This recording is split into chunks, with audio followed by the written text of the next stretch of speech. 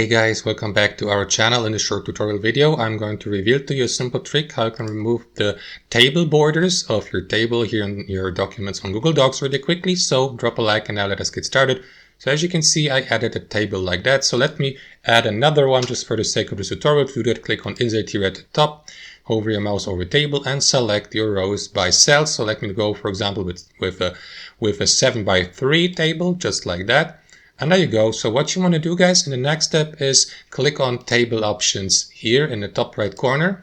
And here from the right hand side, expand color, just like that. And here to the right, you will see the border thickness. So to click on it, or the table border width, click on that arrow down icon and select 0 pt as your table border width.